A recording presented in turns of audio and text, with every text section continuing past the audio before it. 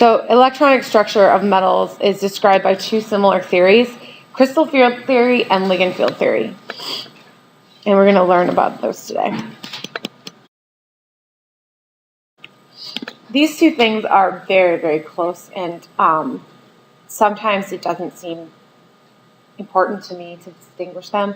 So we're not going to even talk about what the differences are right now. I just want to go right into crystal field theory. And this theory is purely electrostatic. So it treats ligands around metals as just kind of balls of electron density attracted to a positively charged metal center. So it's just looking at electrostatic attractions and repulsions between electron clouds and nuclei. So I'm going to treat metal complexes. It's an oversimplification. So I'm going to treat them in an oversimplified way.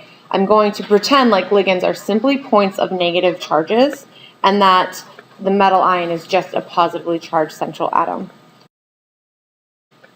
So in this oversimplified treatment, there is an overall attractive interaction between positive and negative, and there's also a small amount of repulsion between electrons on the metal and electrons in the ligands.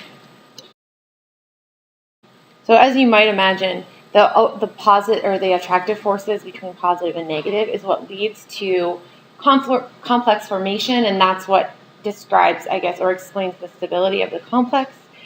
And then the small amount, so less than 10% of the total interaction is repulsive, and that's between electrons from the ligands and electrons from the d-orbitals.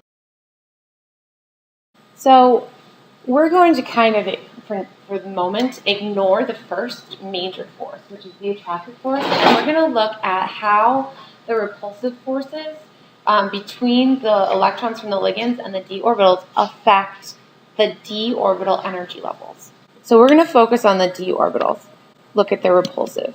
So two things. The d-orbitals feel a repulsive force from the ligands, and it changes the energy levels of those d-orbitals.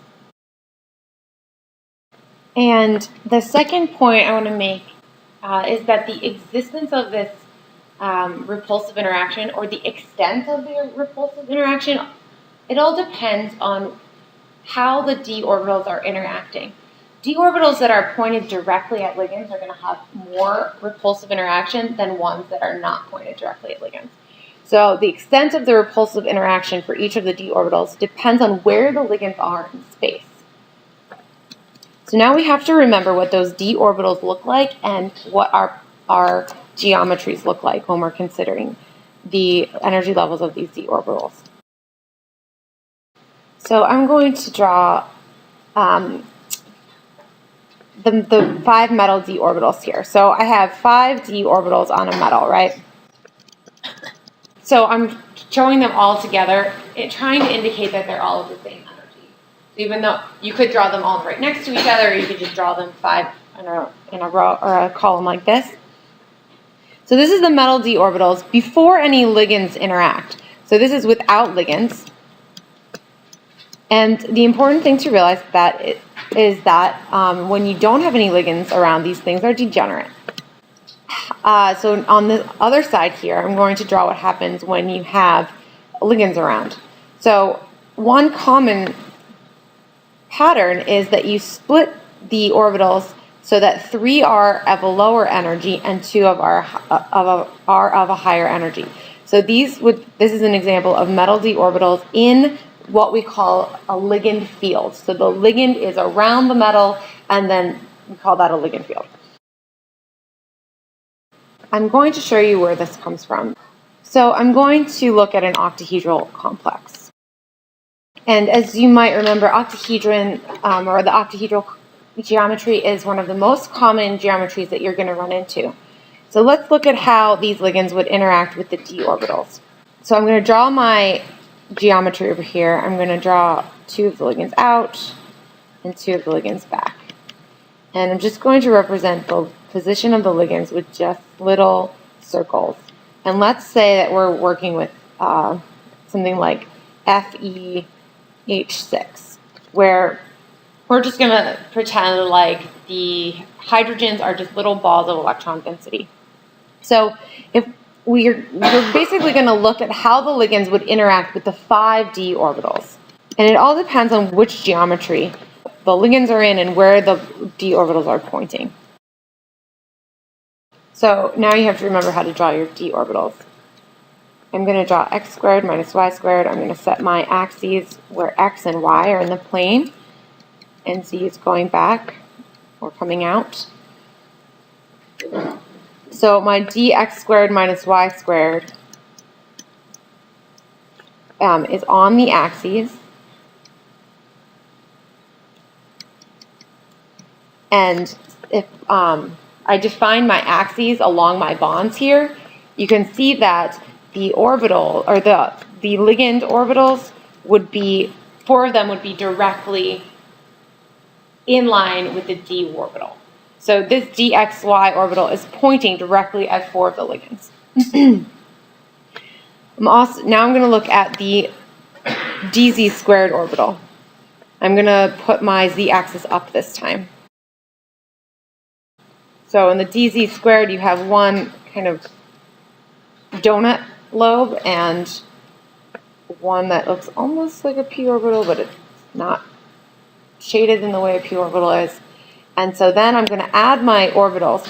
So there will be ligand orbitals along the z-axis.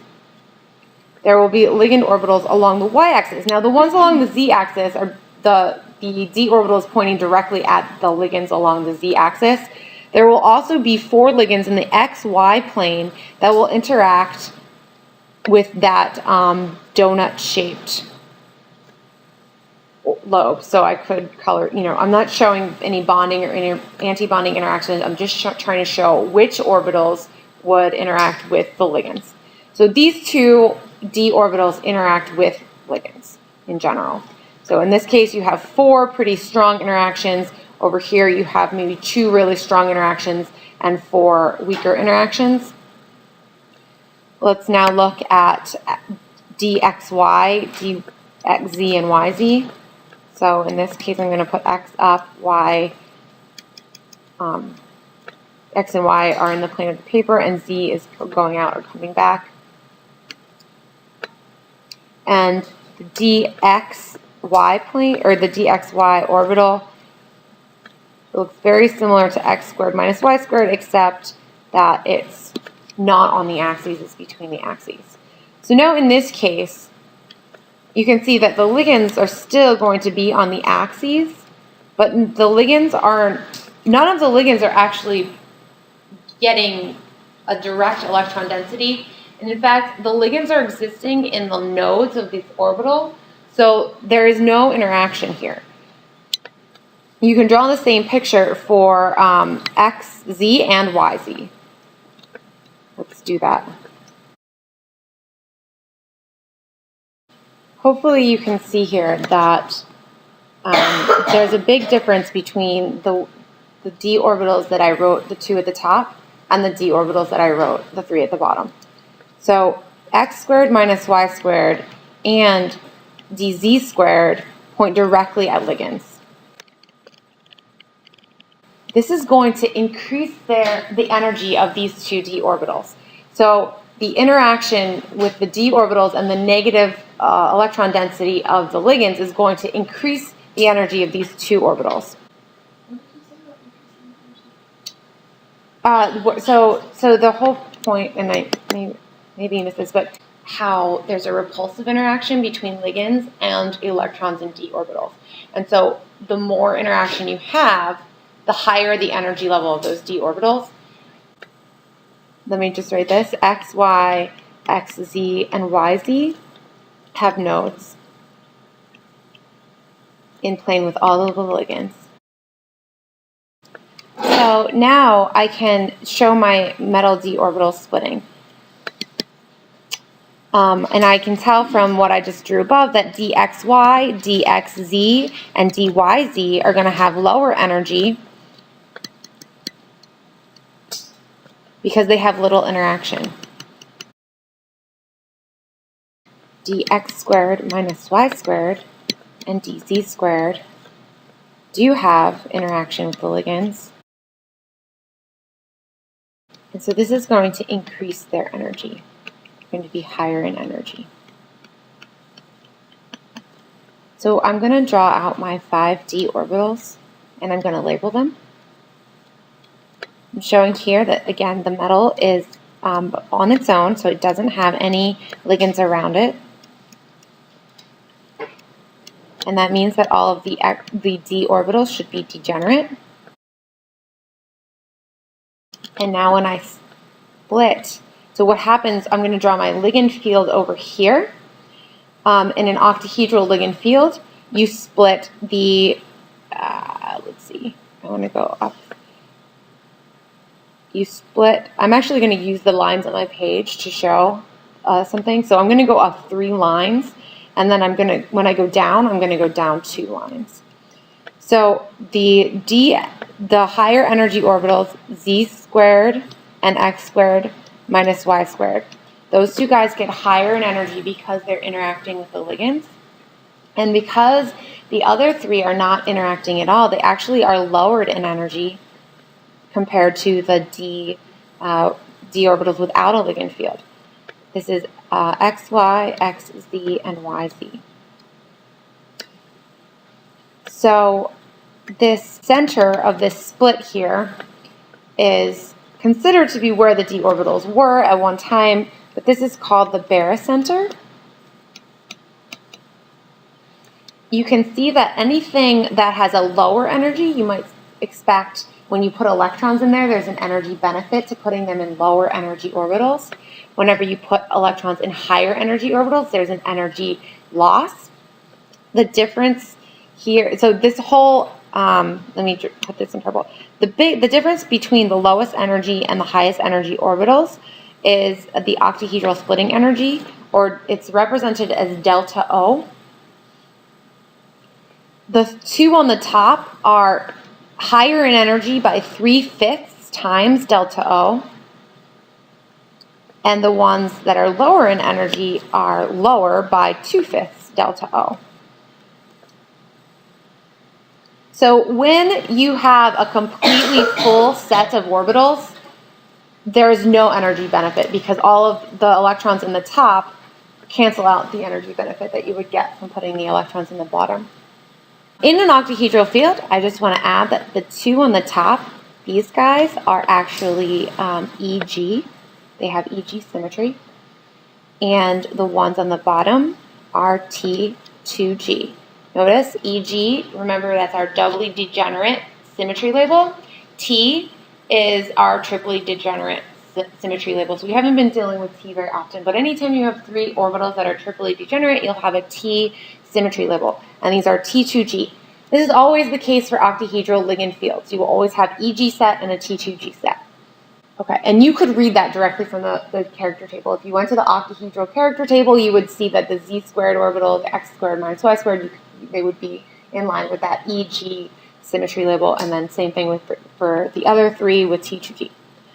Okay, so let's talk about this delta O, this ligand field splitting parameter. So delta O, it's called, you can call it the octahedral split, or in general, it's the ligand field splitting parameter.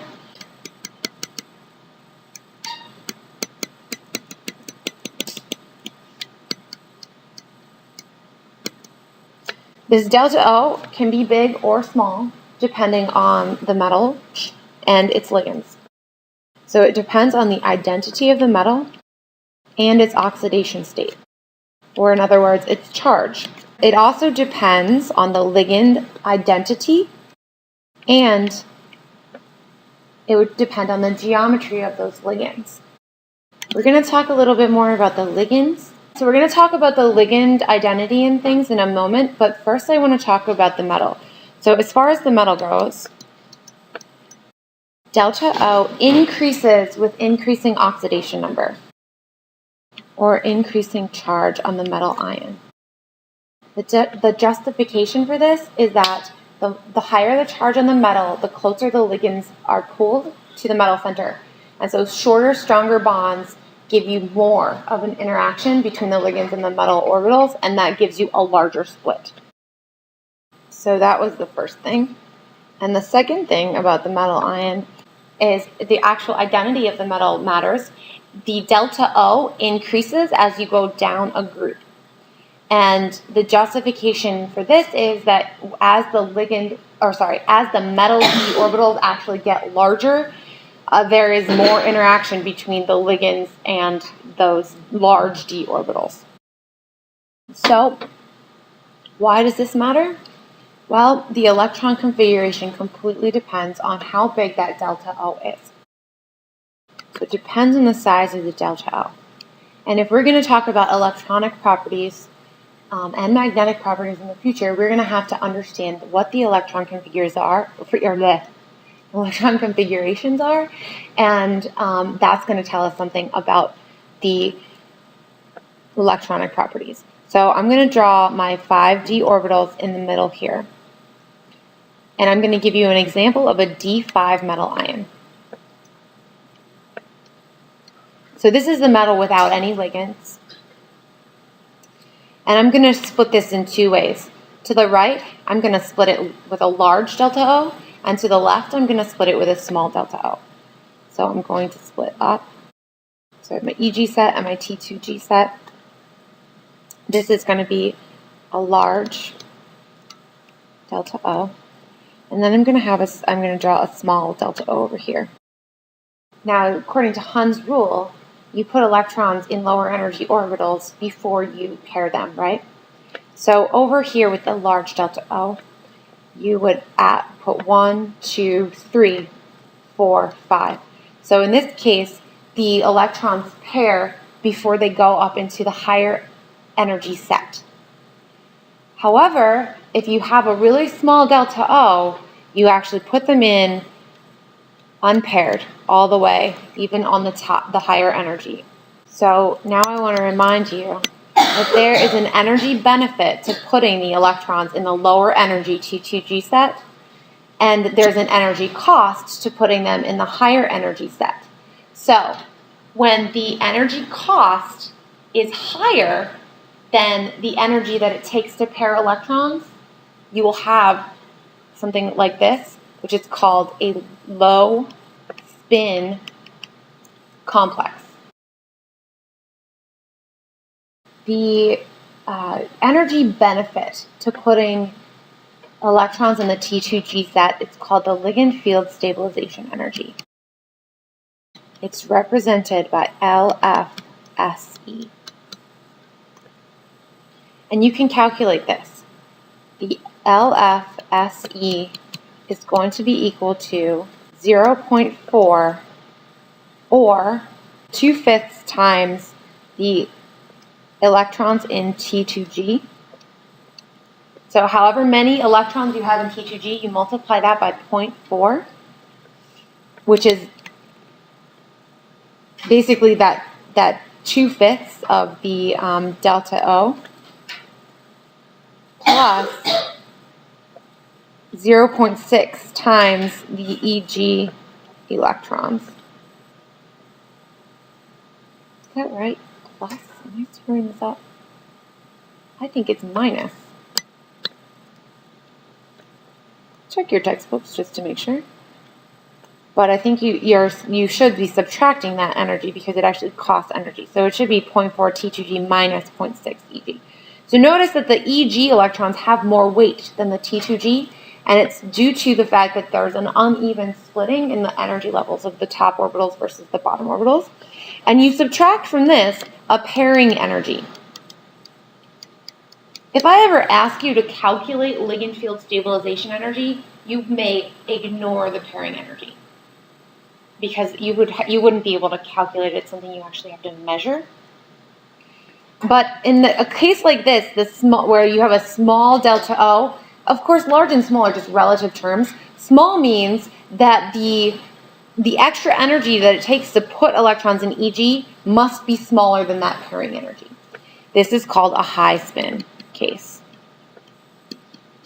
In high spin cases, you have a small delta O, so you put your electrons in unpaired first. And so this is said to have a high amount of spin compared to a situation where you have a large gap here, and so the pairing energy is actually much less than the energy that it would take to put electrons in EG. So you have a low spin or low number of unpaired electrons.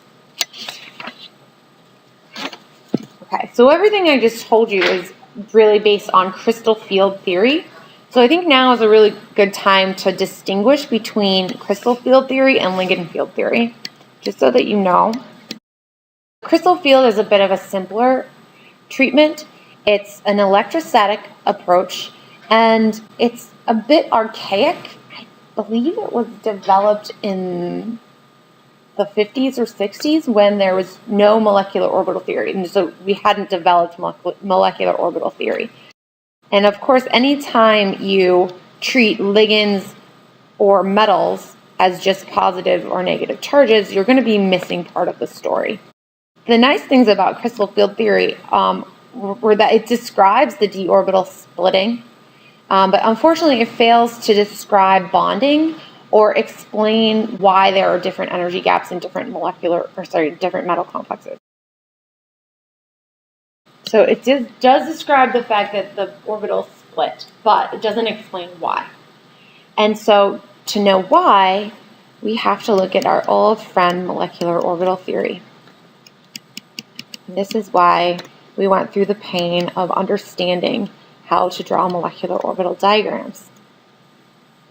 So ligand field theory is just like crystal field theory. It uses all the terminology, same ideas behind crystal field theory, but it includes the principles of molecular orbital theory.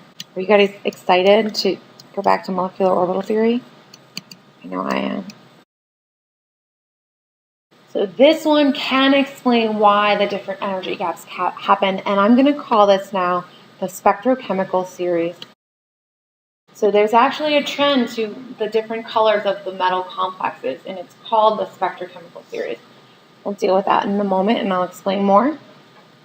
But for now, I want to show you how the ligand type can affect the delta O. So we look at my metal complexes here.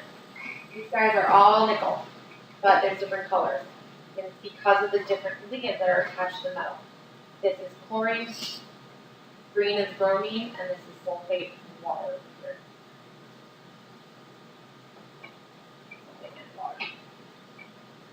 So we had talked about before how the metal ion itself affects the gap, but the ligands also do. Now, and the reason we're talking about the gap in relation to color is because when you excite an electron, from the T2G set to the EG set, you're actually absorbing visible light, and that gives you the color. So let's look at a molecular orbital diagram, and I'm going to zoom out of here because, well, I guess I don't have to. Just write smaller. Okay, so I'm going to look at FeL6, and I'm just going to assume that my ligands are just sigma bonding ligands. And you may want to get out a nice fresh sheet of paper for this. This is very hard to follow sometimes, and it helps if you have like tracing paper. So after I draw this, I'm going to show you, because I have some transparencies that we can kind of lay over a diagram, and I'll show you what happens in two different ways. But first, let's just draw this molecular orbital diagram. I'm going to put my iron ligands over here. And I'm going to just focus on the 3D and the 4s. So I have my 3D orbitals here. They would transform as the EG and T2G. And I'm not going to distinguish their energy levels at this point. A1 and T1U. So this is the 4S and the 4P. So those are my atomic orbitals for iron. If you went through and found the souths for the ligands, you would find that you have an A1G, you have 3 T1Us, and you have two EGs, and I'm putting these in order because I know that they are the way they are, because it's based on the number of nodes in those salps. And so now I'm going to combine orbitals of like symmetry. So I will combine my A1Gs. So I have two different A1Gs here. I'm going to put those at the very bottom because they're made of the lowest energy salp. Oh, I need a ruler. So if you have a bonding, then you also have to have an anti-bonding, and I'm going to put the anti-bonding A1G up here, A1G star. And now I'm going to combine my T1Us with, so these medium energy T1Us with the high energy 4p orbitals. So I will have 3 degenerate T1U bonding orbitals. And then I will have 3 degenerate, I'm going to put them above my A1, move that, put them above my A1G. So I'm going to have T1U star up here. And it's a good guess to put them above the A1G because both of the T1U atomic orbitals or the salps are above the A1G starting. Again, it's an estimation. And now I'm going to combine my EG. So I have an EG set bonding, and I would have an EG set antibonding. And in this case, you have your EG orbitals are actually lower than your T1U. So you wouldn't really be sure which relative energy levels perhaps to put them, but that's a good guess. And then we have a set of orbitals that don't bond at all, and that's the T2G. So 3 of these d orbitals are T2G, and the T2G orbitals would be non-bonding because there's there aren't any salps to mix with the T2G d orbitals on iron. So now I'm going to add electrons. I'm going to assume that my my ligand orbitals are donating 2 electrons each.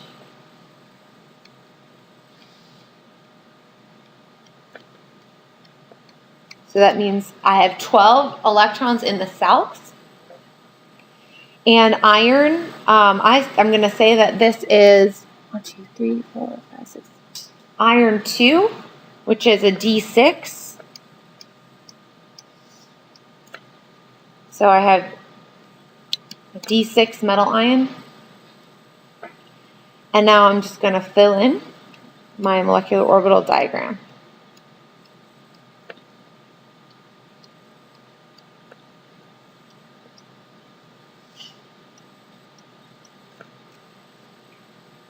And so my highest occupied molecular orbital is a non-bonding T2G, and my lowest unoccupied molecular orbital is an EG star. This is your delta O. So for sigma bonding ligands, my delta O is between the antibonding EG and the non-bonding T2G. Now, this is when we're going to start messing around with this diagram. I'm actually going to need you to draw the same thing over, or I need you to take out a different colored pen and maybe screw around. I'm going to post this video online, but I need another diagram, so I'm going to cheat, and I'm sorry. Well, no, I'll just draw the whole thing again. So let's go to the situation changes. Let's go to a different situation where we have ligands that it can actually pi bond by donation of electrons. So things like chlorine or bromine, sometimes water, if there's a lone pair of electrons if there's at least one pair of electrons on the actual atom donating to the ligand, so not the lone pair that's actually donating to the metal, sorry, but there's another lone pair, these things can pi bond. So the situation changes if they can. So if they pi bond, that means they have lone pairs, other than the lone pair that's actually donating into the metal ion. If that happens, the molecular orbital diagram changes. So if we consider an octahedral complex where you have you have ligands that can pi bond. There are two sets of p orbitals on a ligand. So if you have any given ligand, let's say this ligand here, you would have let's say this is the z-axis, and then let's say y is coming out and x is in the plane. So the pz orbital on that one atom can pi bond to an orbital on this metal. So it could, for an example, would be like this would be the dxz orbital, would be able to pi bond to that p orbital. And then there's another p orbital that it's perpendicular, and I'm trying to draw 3 dimensions here, but there's another p orbital that's on that same ligand that can also pi bond. The p orbital that would be pointing directly at the node would not be able to. So there's the possibility of 2 p orbitals on any given ligand that could pi bond. And so you can have 2 sets of p orbitals. So one set for the pz and one set for the px orbitals on each ligand. So you have, for an octahedral complex, you have the possibility of having an additional 12 souths. But we're not going to look at all of them. We're only going to look at the ones that are going to matter to us. And those are going to be the ones that are going to bond with this T2G set. So I'm only going to look at the south of the p orbitals that has T2G symmetry. The 12 orbitals, the 12 orbitals you could have are T1G, T2G, T1U, and T2G. It must be G. No, what is that? Let's read my own notes. T2U. So the octahedral with 2 sets of p orbitals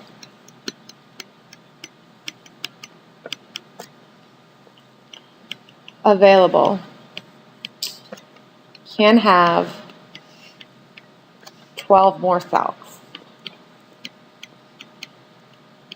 So in this case, it ends up being T1G, T2G, T1U, and T2U.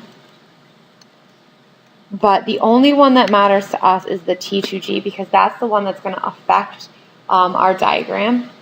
The T2G souths actually interact with the DZX orbital, this one. And the way that they interact is, I'm going to show the p orbitals here. So a p orbital on the ligand could interact with the d orbital as like this. This one could do that. So what I'm drawing in blue is essentially the south that you're dealing with, this T2G south. So we have many other souths, but only the T2G is going to matter. So I'm going to redraw my molecular orbital diagram here. So here I have my iron. The 3D orbitals are T2G and EG. The 4s orbital is A1G, and the 4p orbitals are T1U. And then for my ligand souths, just as before, I had my EG, I had my T1U, and I had my A1G. And nothing has changed now. I haven't drawn anything new. But now I'm going to draw, my T2G set. So now I'm going to draw my molecular orbital diagram. Just as before, you're going to have an A1G bonding and an A1G antibonding. You're going to have a T1U bonding, a T1U antibonding. You'll have an EG bonding and an EG antibonding. Now, instead of pulling this T2G set over and having a non-bonding, now you have a T2G set that can combine. And what this is going to do is it's going to give you something new in this diagram. Now you have a T2G bonding and a T2G antibonding. So what I'm drawing in pink is the new. So now you've moved, the T2G set was right here. So I'm gonna draw kind of a box as to where it was. So that was where the old T2G set is, but it's not there anymore. You've actually lowered the energy of the T2G bonding, and then you've raised the energy of the antibonding. When you have a situation like that, the T2G set on the south is full. So now I have more electrons over here. So I have a full T2G set.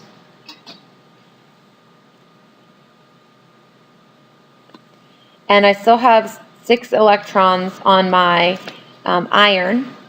So when I fill this up,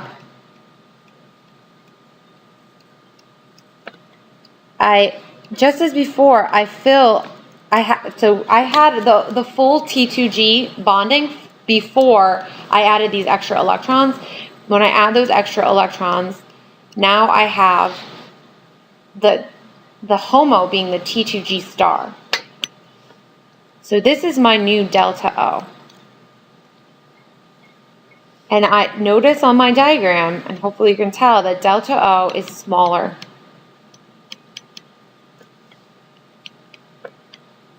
We call a ligand like this a pi donor ligand. And the pi donor ligands decrease the delta O.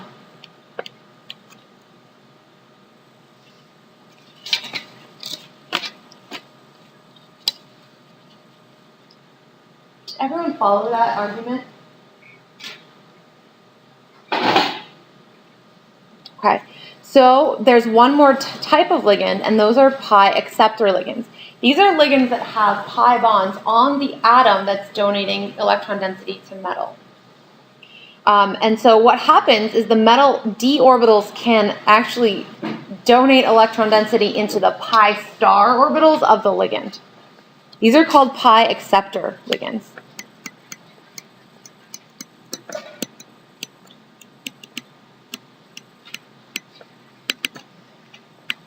These are ligands that have pi bonds.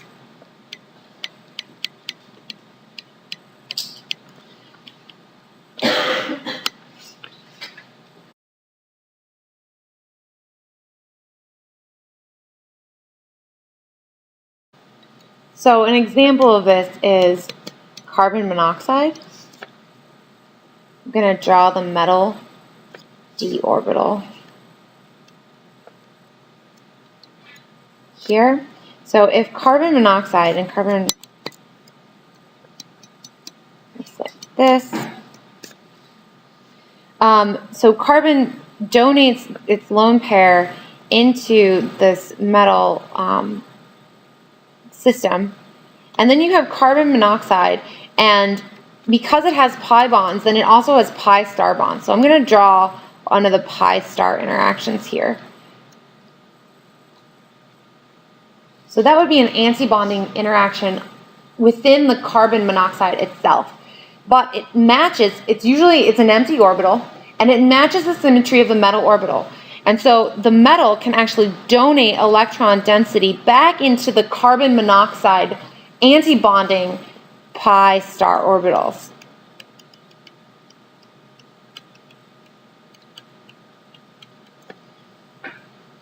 And by the way, what would you expect that to do to the carbon monoxide bond? Strengthen or weaken? You're adding electrons into the pi star orbitals. Pi star, so antibonding orbitals being full will cancel out bonding interactions. So that actually weakens the carbon monoxide bond. And so you can tell from spectroscopy if carbon monoxide is bonding to a metal because it will have a weaker bond or a slower vibration, a lower energy vibration. We'll talk about that sort of thing later.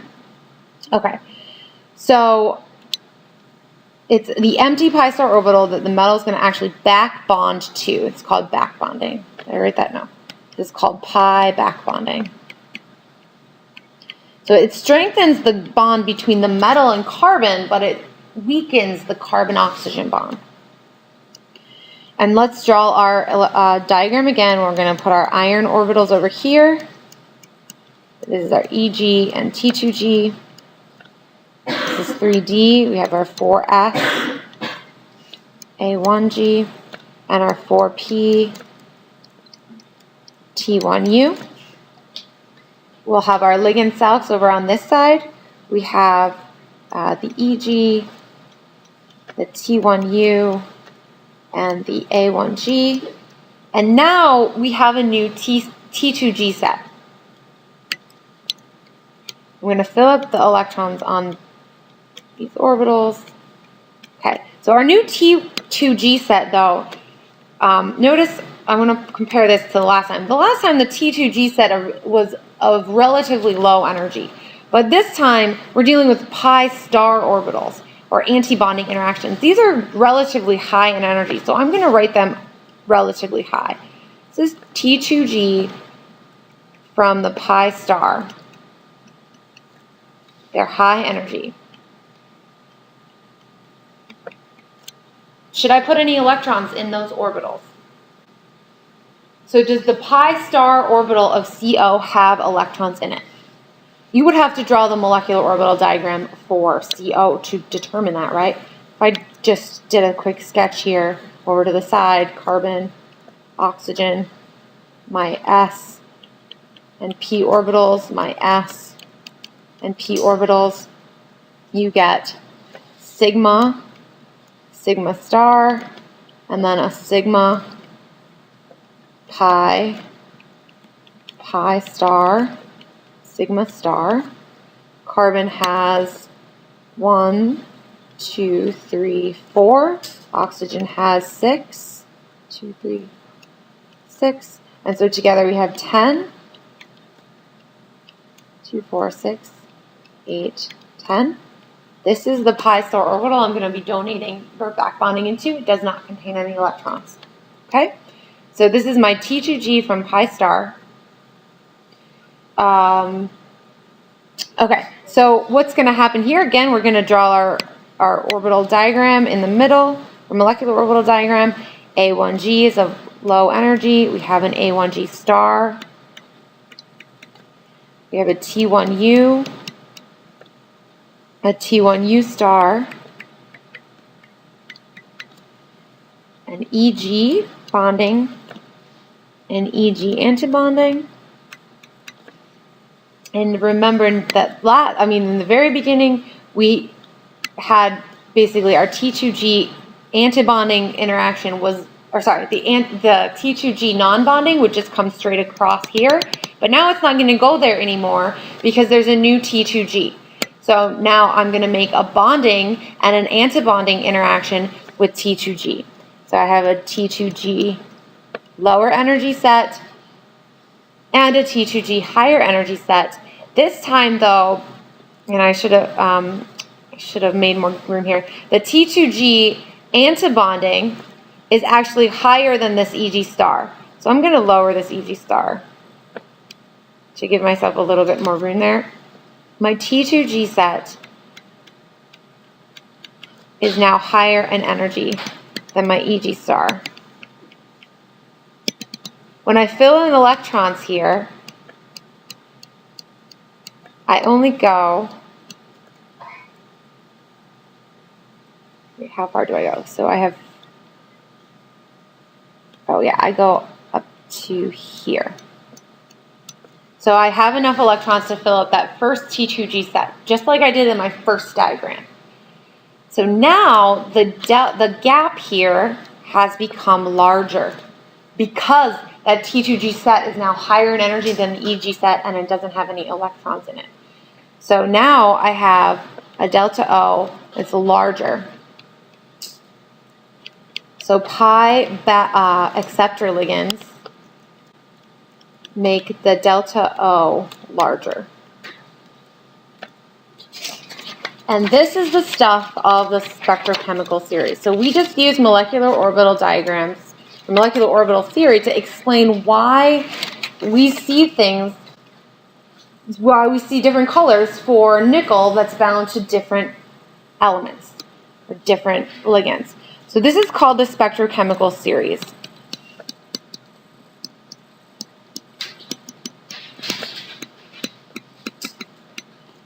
I'm going to draw the spectrochemical series from from left to right. And on this side down here, I'm going to leave some room on top. I'm going to draw from sigma donors and pi acceptors to things that are sigma donors and pi donors. So it starts with carbon monoxide and cyanide ion. These are higher on the spectrochemical series than phenanthrene, higher than NO2 minus, higher than ethylene diamine. This is better than NH3. Okay, so I'm going to stop for a second. The things I drew here, so carbon monoxide to nitrogen dioxide ion, these things are sigma donors, but they're also pi acceptors. They're things that have double bonds on the atom that is bound to the metal. I'm sorry for that color. I will change that. They're sigma donors and they're pi acceptors. These things make complexes that are low spin because they are something called strong field ligands. They're called strong field because they give the metal ion a large delta O. So large delta O means that you're piling electrons into the lower energy T2G set, so they're low spin. So strong field means low spin. All right. The two other things, ethylene diamine and the amine or ammonia, this is a sigma only interaction. I'm going to keep on going. So thiocyanate ion, this guy is a sigma donor and a pi acceptor. So there's kind of a bump in the road here, right? So you separate this sigma donor pi acceptor from the sigma only. And then you go with the things that have lone pairs of electrons on the atom bound to the metal. So water, your halogens, like that. So notice that carboxylic acid it's classified as a pi donor and not a pi acceptor. Things at this side of the spectrochemical series are high spin. They are known as weak field ligands.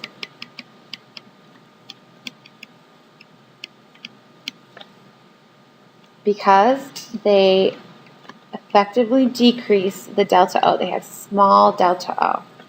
So pi acceptors are at the low spin or strong field end, whereas pi donors are at the high spin or weak field end, and the sigma only are kind of in the middle. So how do you tell what you've got here? Let me just write a few things to keep in mind. For sigma donors are anything that has no orbitals with the appropriate symmetry for pi bonding. So if a ligand has no orbitals with appropriate symmetry for pi bonding, it is only a sigma donor.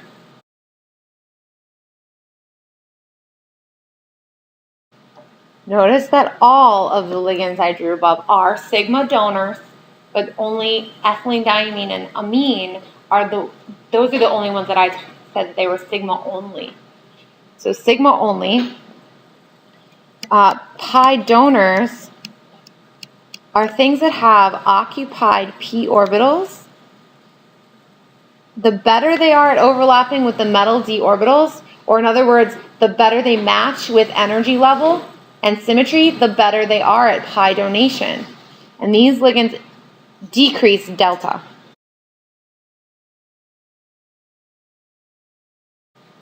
Now, notice that my definition of pi donors conflicts with hybridization theory. So I'm assuming that lone pairs are not necessarily in hybridized orbitals. If you love hybridization theory, then just remember that if there's an energy benefit to rehybridizing an atom, it will rehybridize, and lone pairs can exist in those p orbitals rather than hybrid orbitals. Pi acceptors are ligands that have vacant pi star orbitals or d-orbitals that are capable of pi back bonding. So they're usually just the pi star orbitals, and these are the ligands that usually have double and triple bonds. You see d orbitals being pi acceptor when you have metal-metal bonds.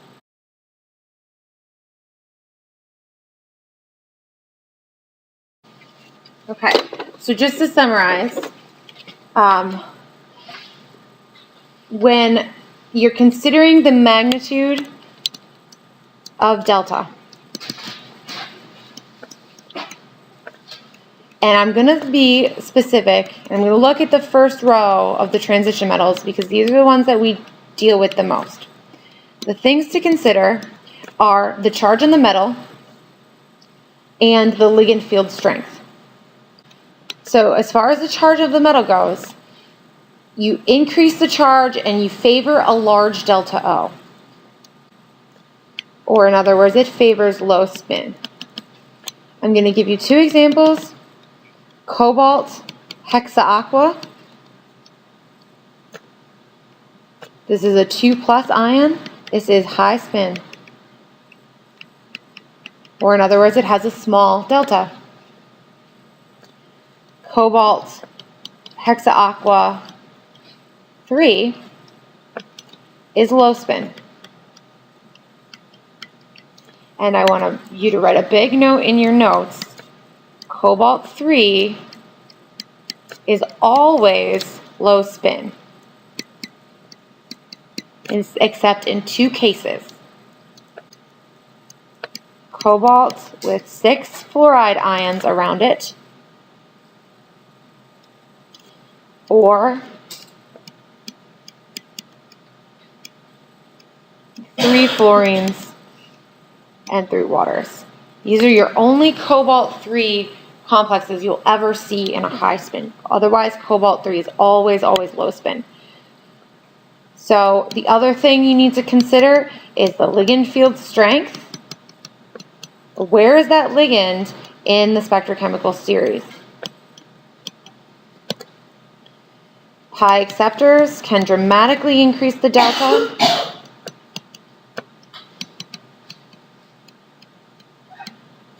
Pi donors decrease delta.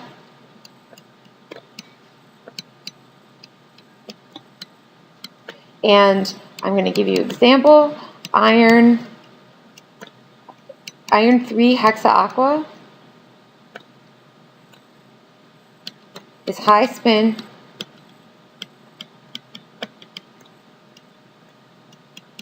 That's H2O. That water is a pi donor. Iron with 6 cyanides. Cyanide is a pi acceptor. This is a low spin. And I want you to write one more big note, bright colors and highlighted. All first row transition metals require a stronger field ligand than water for low spin configuration, except cobalt.